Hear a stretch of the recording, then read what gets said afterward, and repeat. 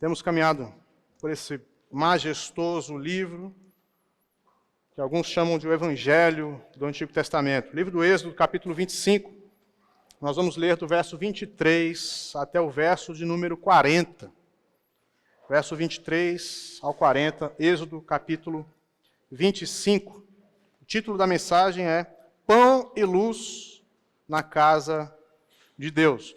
As nossas crianças que quiserem desenhar, e os pais que quiserem ensinar o que será pregado para os seus filhos, hoje está fácil. A ilustração é sobre a mesa do tabernáculo e o candelabro, chamado menorá. Todo mundo provavelmente já viu. É um símbolo da nação de Israel, esse candelabro. Então, pão e luz na casa de Deus. Nesse texto, nós veremos como Deus descreve dois utensílios, dois móveis ali, dois itens do tabernáculo, para que Moisés e os homens de Israel construíssem para a casa de Deus. Vamos ler a palavra do Senhor, a partir do verso 23, capítulo 25. Diz assim: também farás a mesa de madeira de acácia. Terá o comprimento de 2 côvados, a largura de 1 côvado e a altura de 1 côvado e meio. De ouro puro a cobrirás, e lhes farás uma bordadura de ouro ao redor. Também lhe farás moldura ao redor da largura de 4 dedos, e lhe farás uma bordadura de ouro ao redor da moldura. Também lhe farás 4 argolas de ouro, e porás as argolas nos 4 cantos que estão nos seus 4 pés. Perto da moldura estarão as argolas, com lugares para os varais, para se levar à mesa. Farás, pois, estes varais de madeira de acácia e os cobrirás de ouro. Por meio deles se levará à mesa. Verso 29.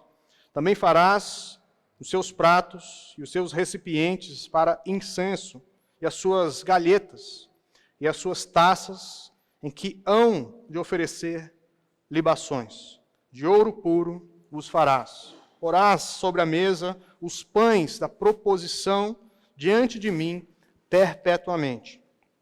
Verso de número 31. Farás também um candelabro de ouro puro, de ouro batido se fará este candelabro, com seu pedestal e sua hastia, os seus cálices, as suas maçanetas e as suas flores formarão com ele uma só peça.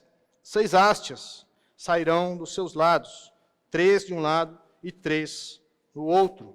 Numa haste, melhor dizendo, haverá 3 cálices em formato de amêndoas, uma maçaneta e uma flor, e 3 cálices com formato de amêndoas na outra haste, uma maçaneta e uma flor. Assim serão 6 hastes que saem do candelabro. Mas no candelabro mesmo haverá 4 cálices com formato de amêndoas, com suas maçanetas e com suas flores. Haverá uma maçaneta sobre 2 hastes que saem dele, e ainda uma maçaneta sobre 2 outras hastes que saem dele. E ainda mais, uma maçaneta sobre 2 outras hastes que saem dele. Assim se fará com as 6 hastes que saem do candelabro. As suas maçanetas e as suas hastes serão do mesmo. Tudo será de uma só peça, obra batida de ouro puro. Também lhe fará 7 lâmpadas, as quais se acenderão para alumiar de fronte dele. As suas espavitadeiras e os seus apagadores serão de ouro puro. De 1 talento de ouro puro se fará o candelabro, com todos estes utensílios. E verso 40. Vê, pois, que tudo faça segundo o modelo que te foi mostrado no monte. Vamos orar. Deus, obrigado por esse dia, dia do Senhor, dia onde o Senhor nos convoca para estarmos no culto, na tua casa, em adoração, em comunhão com os irmãos, e especialmente na tua sagrada presença, Pai. Pedimos a ajuda do teu Espírito para que possamos compreender o texto sagrado. Nos ajude, e glorifica teu Filho Jesus em nossas vidas nessa noite. Amém, amém e amém. Pão e luz na casa de Deus. Esse texto nos mostra então esses dois itens, mais dois mobiliários do tabernáculo nos tempos ali de Moisés, quando o povo ainda estava aos pés do Monte Sinai. Deus, ele começa solicitando as ofertas voluntárias, falando sobre isso. Após isso, o primeiro item a ser construído é a Arca da Aliança. E nós vimos que a ideia de ser o primeiro item da lista, isso nos fala da prioridade, do mais importante. Deus começa essa construção de dentro para fora, do mais interior para fora. E agora, nesse momento, Deus fala de dois itens que ficariam no santo lugar. Então, se nós hoje entrássemos no tabernáculo, seria mais ou menos assim. Haveria uma cerca com tecidos e a entrada virada para o nascente do sol. Sempre será dessa forma, virado para o nascente do sol. Entraríamos, viríamos ali o altar do holocausto do lado de fora. Após esse altar, veríamos uma pia de bronze, onde o sacerdote lavaria sua mão, e ele entraria então, através de uma cortina, para o santo lugar. E no santo lugar, nós veríamos à direita a mesa e à esquerda o candelabro. E à frente, o altar do incenso, e mais uma cortina que daria para o Santo dos Santos, onde ninguém podia entrar, a não ser o sacerdote uma vez por ano. E lá dentro, a Arca da Aliança, o coração da tenda, o trono de Deus está lá, representado nessa Arca da Aliança. Então, esses dois itens que nós vemos nessa noite, eles estão no lugar santo. Então, imagine que o tabernáculo é a casa de Deus, é a tenda de Deus. E na casa de Deus há 3 cômodos: o pátio externo, o santo lugar e o santo dos santos. Então, quanto mais para dentro, quanto mais profundo, mais santo, mais sagrado, mais perto de Deus, mais perto do trono de Deus. Então, nós vamos observar nesse texto que esses dois itens, eles estão nessa segunda parte do tabernáculo. Em Êxodo 25, então, de 23 a 40, Deus instrui Moisés a construir essa mesa dos pães da proposição e o candelabro de ouro puro para o tabernáculo. Esses dois objetos, eles simbolizam a presença constante e a provisão de Deus constante sobre o seu povo. Esse é o significado da mesa e do candelabro. A mesa representa a comunhão, a provisão, o sustento de Deus para nós, enquanto o candelabro simboliza a luz e a vida que procedem do Deus eterno. Esses elementos, a mesa e o candelabro, eles refletem a nossa dependência total de Deus. Somos completamente dependentes do Senhor. A nossa vida, ela carece de Deus. O que você precisa para a sua vida não é de um emprego melhor, não é de ter mais saúde, não é de ter uma família bem estruturada. Isso é ótimo, mas não deixe seu coração ser enganado. O que satisfaz a sua vida e a sua alma é o próprio Deus, e nada nesse mundo vai conseguir satisfazer a sua alma que não seja o Senhor. Essa é a mensagem geral que nós temos aqui, representados aqui na mesa e no candelabro. Esses elementos aqui, então, eles nos mostram que Deus é o nosso alimento e que não há vida verdadeira longe de Deus. Longe de Deus, o que há é miséria e morte. E quanto mais próximos de Deus, quanto mais perto do Senhor, mais vida nós teremos. Então, apenas a presença de Deus, o próprio Deus, pode suprir as necessidades espirituais do ser humano. O mais profundo da nossa alma anseia Deus. Nós desejamos a presença de Deus. E somente na presença de Deus nós somos, de fato, satisfeitos. Nós fomos criados para Deus, e nada nesse mundo poderá nos dar um alimento verdadeiro para a nossa alma e nem luz para as nossas vidas que não seja Deus. Agostinho de Hipona, um pai da igreja, século IV, século V, ele diz o seguinte: inquieto está o nosso coração enquanto não descansar em ti.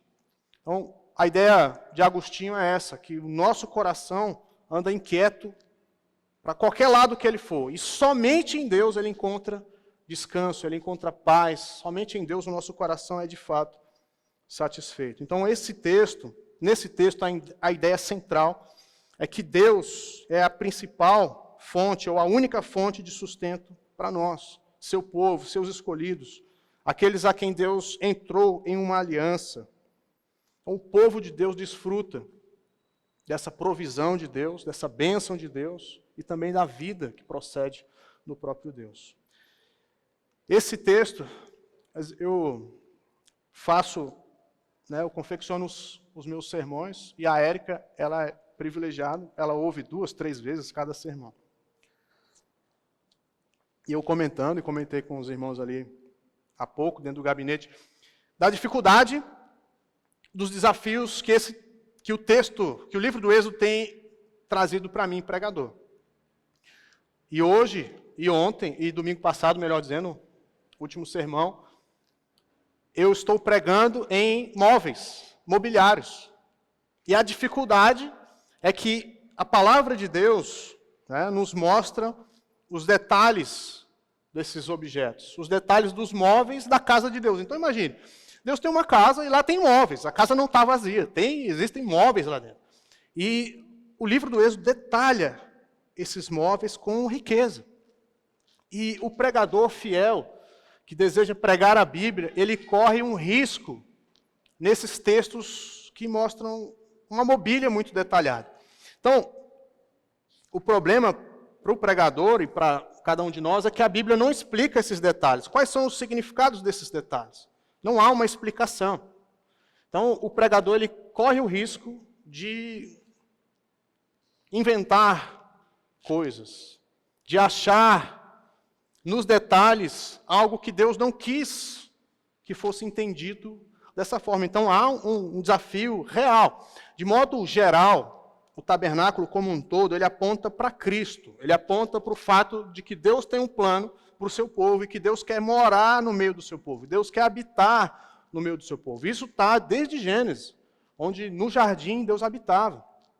Isso vai até Apocalipse. Quarta-feira passada nós vimos o texto onde fala que Deus, no final dos tempos, ele estenderá o seu tabernáculo sobre o seu povo, e ele alimentará o seu povo não terá mais necessidade alguma, Deus suprirá todas as nossas necessidades. Então o plano de Deus é ele morar conosco, é Deus habitar no nosso meio, é nós vivermos na presença de Deus. E esse é o anseio da sua alma, da minha alma, é estar na presença de Deus, é morar na casa do Senhor, como diz o Salmo 23, para todo sempre.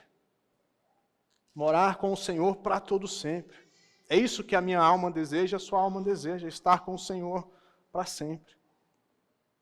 Em alegria e paz eternas. Então, esse texto, de modo geral, nos fala desse plano, onde Deus tem um relacionamento com o povo, um relacionamento especial, uma aliança com o povo, e a promessa dele é de estar junto com esse povo, morar junto com esse povo. Isso nos aponta para Cristo Jesus, que encarnou, que tabernaculou, é o termo grego, entre nós, e morreu e nos abriu esse novo e vivo caminho até a presença de Deus, onde nós não tínhamos direito, onde nós fomos expulsos pelo nosso pecado, onde havia uma separação entre nós e Deus, e Jesus faz essa reconciliação. Bendito seja o Senhor Jesus. Então, de modo geral, o tabernáculo aponta para Cristo. Nós temos estudado essa tenda, e ela é uma tenda especial. Ela não é uma tenda qualquer, uma tenda comum. É a casa de Deus. É o lugar que Deus escolheu para habitar. Então é um lugar especial de fato. Mas como nós devemos tratar os detalhes? Como nós devemos entender os detalhes sem nos equivocarmos, sem errarmos nas interpretações que nós poderíamos ter? Por exemplo, o texto nos fala que esse objeto em especial, a mesa, ele era feito de madeira de acácia. O que significa isso, pastor? Qual que é o significado espiritual dessa mesa ter sido feita de madeira de acácia? Irmãos, eu acho que nesse ponto não há nenhum significado espiritual. Simplesmente que era uma madeira vermelha, uma madeira boa, madeira de lei. Esse é o significado. Então, algumas pessoas vão encontrar significados ou vão tentar achar significados em cada detalhe. Isso fica muito difícil de termos uma interpretação dessa forma.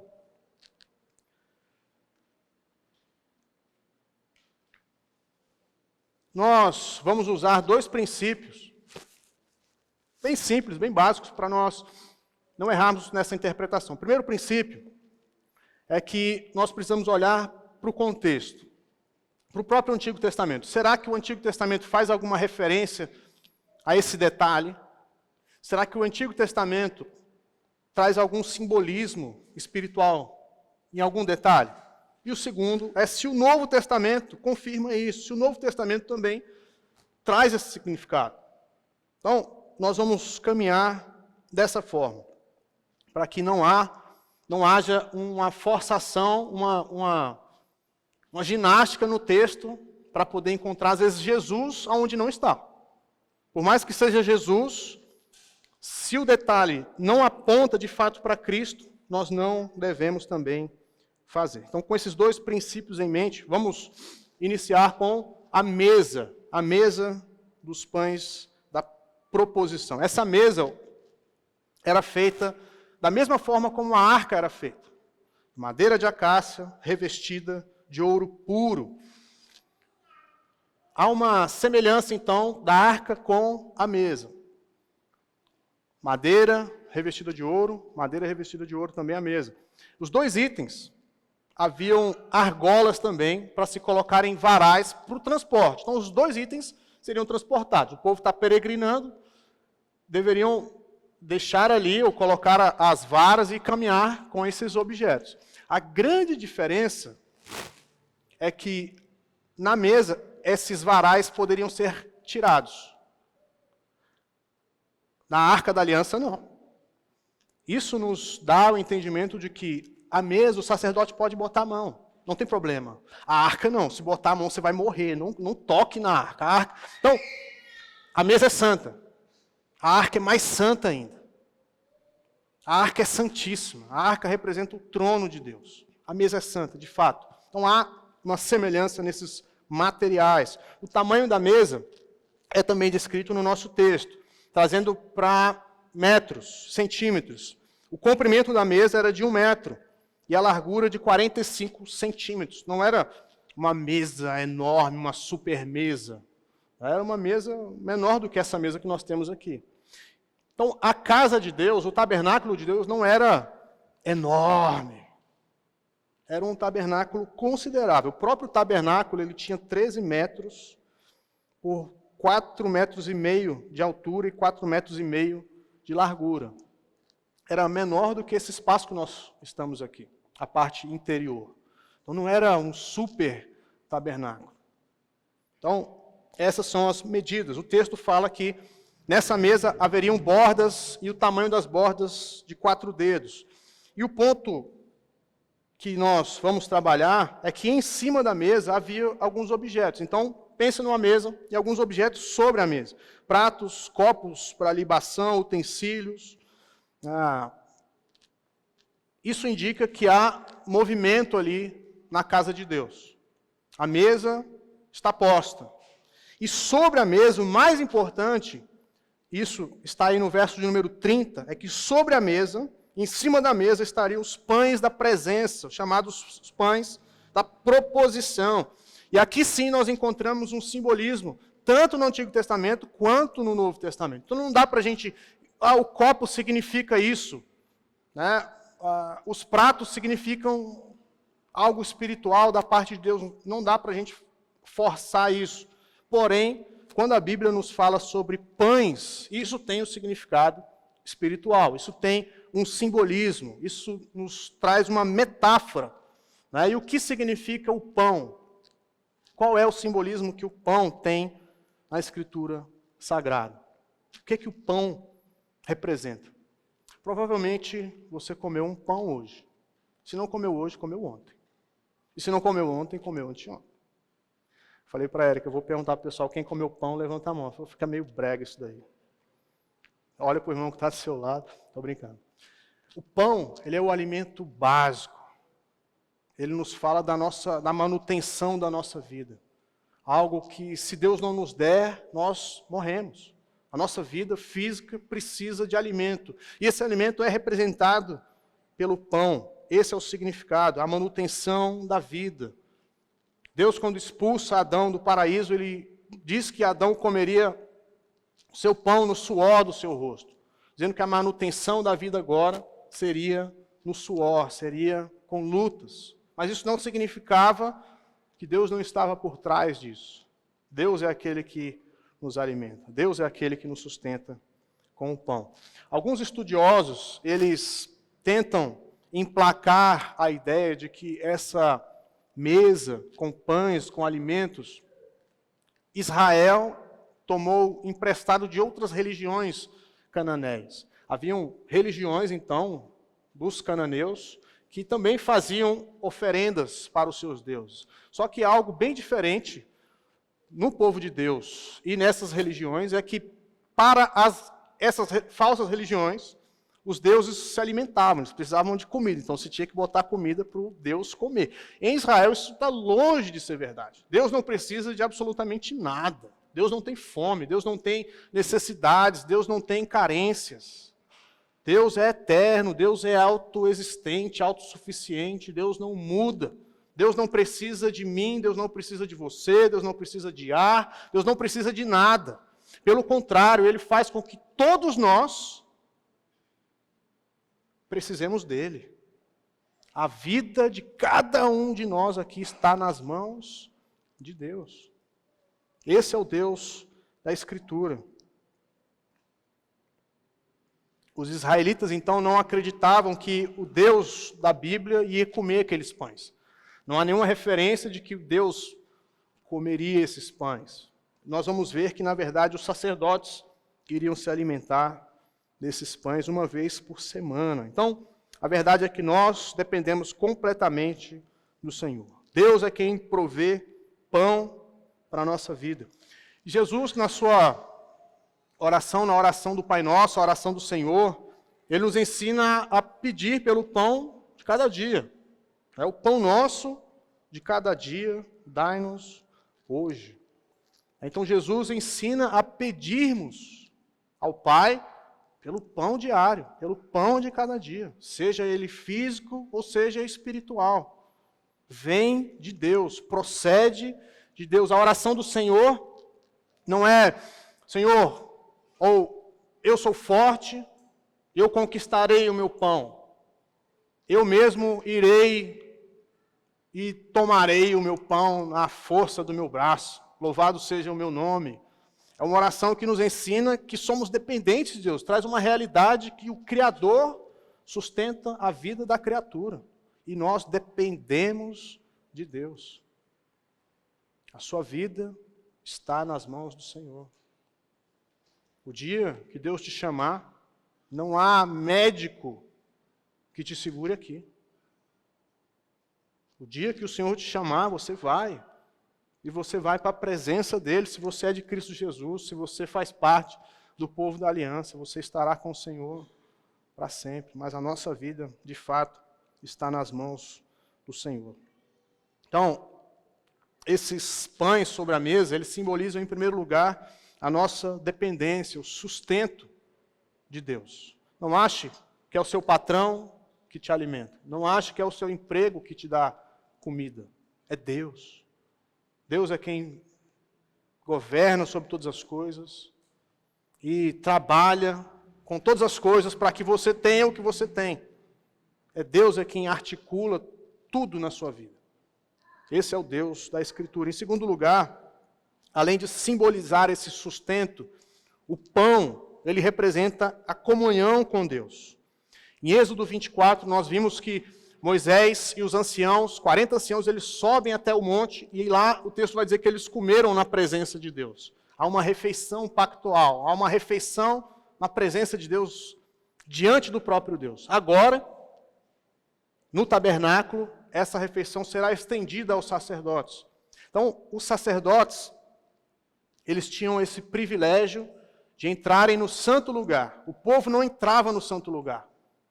O povo não tinha acesso a esse segundo cômodo da casa de Deus. O povo ficava no pátio, do lado exterior, e lá eles entregavam as suas ofertas. O sacerdote ele entrava no santo lugar. E a ideia é que uma vez por semana, às sextas-feiras, o sacerdote assava 12 novos pães para trocar ali da presença de Deus.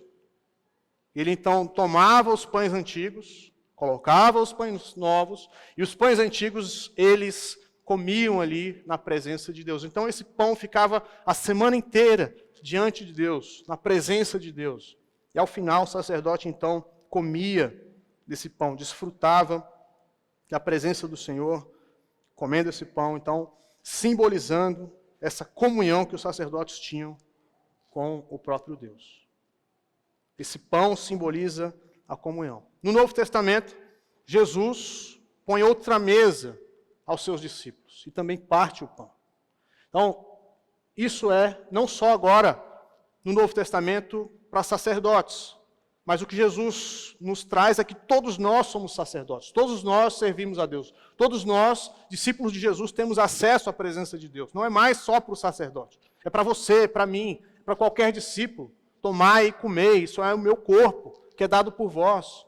Fazer isso em memória de mim. A mesa da comunhão é estendida para todo o povo de Deus. Todos nós somos chamados a continuar nos alimentando do Senhor e do Evangelho. Outro detalhe que vale a pena ressaltar é que sobre essa mesa estavam 12 pães. E o número 12, ele traz um simbolismo das tribos de Israel, da totalidade do povo de Deus.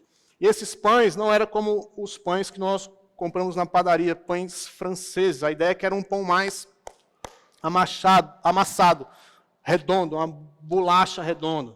E ficava então 12 pães divididos em duas colunas. 6 pães sobre a mesa e outros 6 pães também sobre a mesa, então dividido em 2 pares ali. Na presença, melhor dizendo, um par na presença de Deus, por todos sempre. Por isso o nome dado a esses pães são os pães da presença. Esses pães ficavam constantemente, perpetuamente na presença de Deus. Isso é um testemunho também do cuidado de Deus para com o seu povo. Deus conhece o seu povo. Você, se você crê no Senhor Jesus, você está sempre diante de Deus. Deus não te esquece, Deus não te abandona. Deus conhece o seu povo. Jesus Cristo, em Apocalipse, é destacado como aquele que conhece o seu povo, que conhece a sua igreja, conhece as suas obras. Jesus é aquele que conhece aqueles que pertencem a Ele. E esses pães diante do Senhor, esses 12 pães, são um testemunho do cuidado de Deus sobre o seu povo. Nós estamos sempre diante de Deus. Nós estamos sempre na presença de Deus. Por mais que eu não sinta a presença de Deus, nós não vivemos pelo nosso sentimento. Nós não vivemos de arrepios. Nós não vivemos por aquilo que nós achamos que está acontecendo. Nós vivemos pela fé na palavra de Deus, na promessa de Deus. E Jesus prometeu que estaria com o seu povo todos os dias, até a consumação do século. Eu estou com você. Por mais que você não sinta, por mais que você não veja, Deus prometeu estar com o seu povo. E esses pães representam essa presença constante de Deus, o cuidado de Deus constante na nossa vida. E Deus não é somente que Ele sabe sobre a sua vida, não é isso. Não para por aí. Uma coisa é você conhecer as necessidades de alguém. Outra coisa é você suprir essas necessidades. E é isso que Deus faz. Ele supre as nossas necessidades. Assim como Ele fez com aquele povo no deserto, dando pão do céu por 40 anos, Deus também faz assim com cada um do seu povo. Nós não vamos encontrar ninguém na Escritura que se decepcionou por confiar em Deus. Deus não deixou ninguém na mão. Nunca. Nunca. E se você é um filho de Deus, se você crê em Jesus, você também tem essa experiência na sua vida. Deus é maravilhoso. Deus nunca me abandonou. Essa é a experiência do povo de Deus por todas as gerações. Todas as gerações que conhecem a Deus experimentaram a provisão de Deus, o cuidado de Deus de vir e nos resgatar, de vir e prover para as nossas necessidades. Esse é o Deus das Escrituras. Então, os pães, esses 12 pães, simbolizavam essa realidade do cuidado de Deus com o seu povo, de suprir as nossas necessidades. Segundo item, o candelabro. Esse segundo objeto descrito, ele é conhecido como menorá. No hebraico, esse é o termo para esse candelabro, esse castiçal, menorá. Diferente dos dois itens anteriores, da arca e da mesa, o candelabro era feito de ouro puro, não tinha madeira aqui, agora é ouro puro, batido. O texto diz que nesse candelabro ele era feito com uma haste central e 3 hastes de cada lado, formando então 7 hastes. E é provável que elas tivessem também a mesma altura, e a haste central, com a sua base mais larga, mais grossa, dando sustentação para esse candelabro. Nós não temos, de fato, a imagem desse candelabro como ele foi feito. Nós temos alguns candelabros feitos por outras pessoas que não Bezalel, que nós vamos ver quem que vai fazer essa obra. Então nós nos aproximamos, nós lemos esse texto e começamos a entender o que Deus queria com esse castiçal, com esse candelabro. Então, 7 hastes nesse candelabro. O verso 39 fala sobre o peso do candelabro. Nas nossas medidas, mais ou menos 34 quilos de ouro era esse candelabro. Esse candelabro, quando nós lemos aqui, nós vemos os detalhes amplos, ricos, e era uma obra enfeitada. Então, Êxodo 31 vai falar que o Espírito de Deus foi derramado sobre uma pessoa para que ele pudesse fazer essas obras com perfeição, com arte. Era uma obra de arte, feita de ouro puro. E esse candelabro, então, ele não era algo rudimentar, mas era, de fato, algo ricamente enfeitado. E o texto nos fala de flores, fala de botões e frutos. Então perceba, botões, flores e frutos. Isso me lembra alguma coisa. Esse castiçal, esse menorá, ele apontava para uma árvore, ele mostrava uma árvore, ele apontava para a árvore da vida, para aquilo que estava lá no jardim, lá no início de tudo, no Éden. Um comentarista, falando sobre o candelabro, sobre essa obra de arte, ele diz o seguinte: não foi rudemente martelado até assumir a sua forma, mas cuidadosamente feito à mão, ricamente enfeitado com flores. Cada haste tinha decorações douradas de botões, flores e frutos de amendoeira. Acima, em cada uma das 7 pontas, 7 hastes, haviam flores de amendoeira que se abriam com suas pétalas. E dentro dessas 7 flores, então, eram colocados um recipiente, um copo. E ali se colocava o óleo e o pavio para acender. Não era assim, né? Era no fogo. Então, 7 hastes iluminando. E o texto destaca que esse candelabro, ele deveria iluminar para sua frente. Havia um posicionamento que Moisés viu, que Moisés observou no tabernáculo celeste, quando ele subiu na presença de Deus. Então, em termos práticos, para que servia o candelabro, pastor? Para iluminar. É isso. O tabernáculo, ele era coberto com 4 camadas. A camada mais interior, de linho fino, a segunda camada, pele de carneiro, pele de cabra, A terceira camada, pele de cordeiro. E a última camada, pasmem, era de um animal marinho. Algumas traduções vão trazer que era pele de golfinho e outras traduções um tipo de peixe-boi. Então, 4 camadas cobrindo o tabernáculo. E não há janelas. Ou seja, se não houvesse o candelabro, a casa de Deus ficaria em trevas. Então, termos práticos, é uma lâmpada. Só que é uma lâmpada bonita, bem feita, ornamentada de ouro, com flores, frutos, botões. E que tinha 7, então, hastes ali para iluminar o tabernáculo.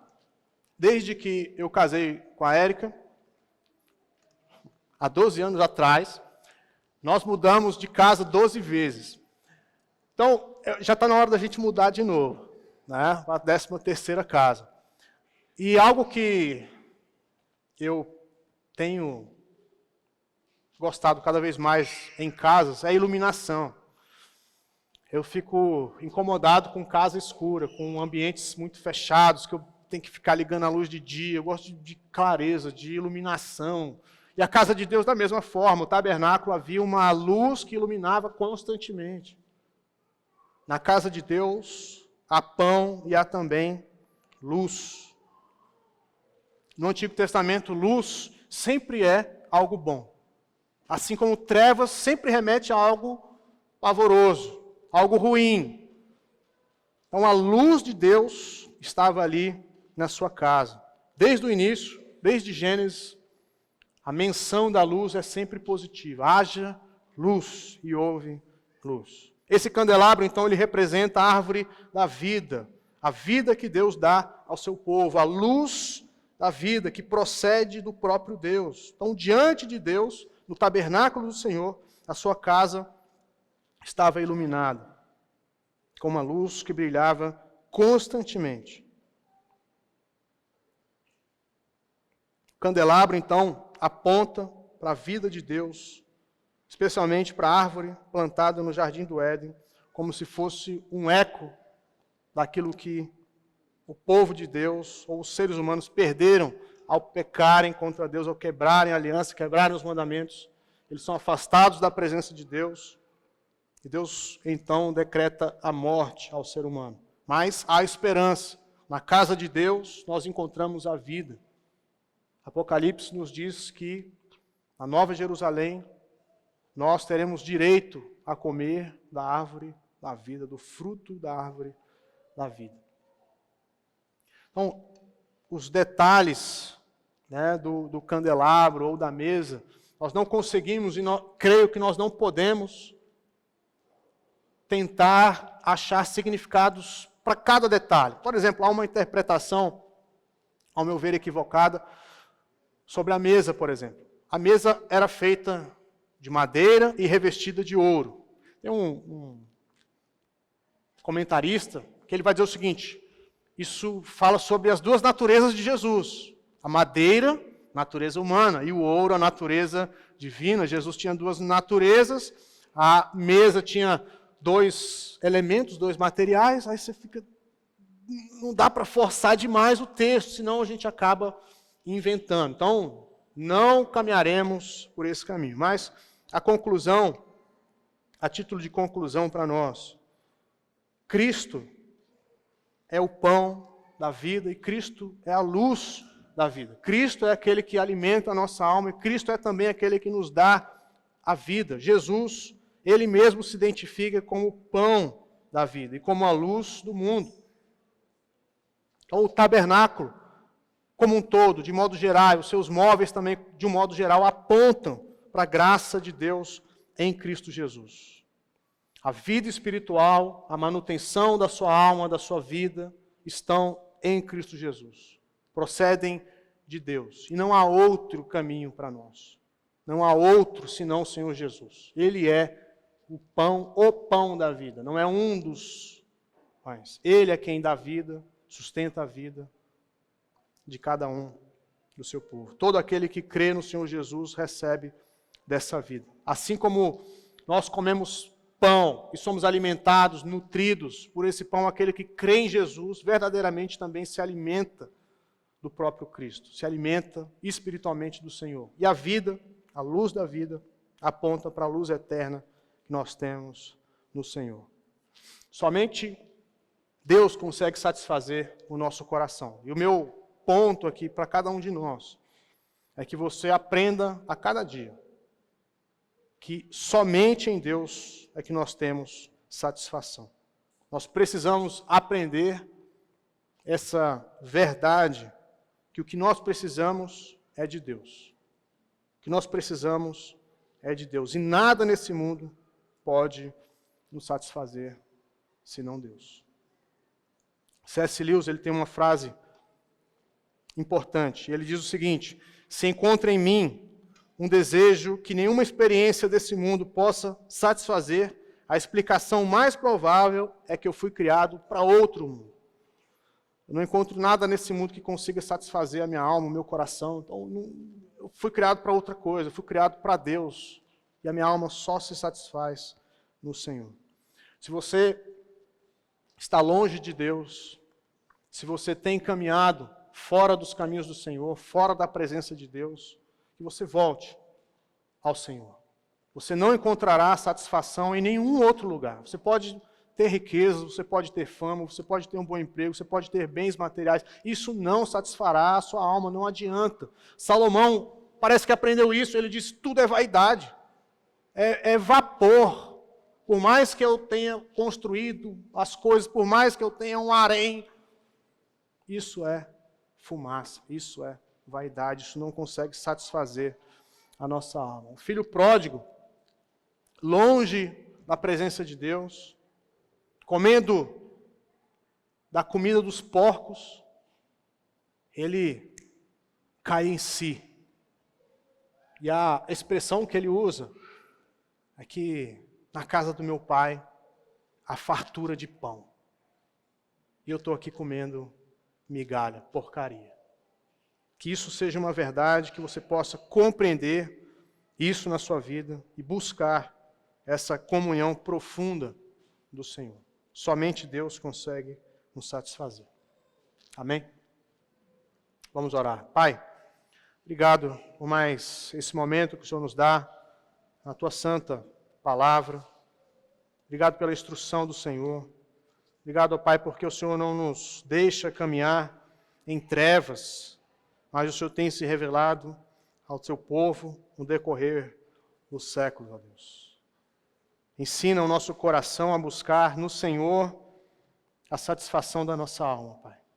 Nos livra de tentarmos, ó Pai, buscar em outras coisas vida, alimento, que só o Senhor pode nos dar. Abençoa o Teu povo aqui nesse lugar, nessa noite.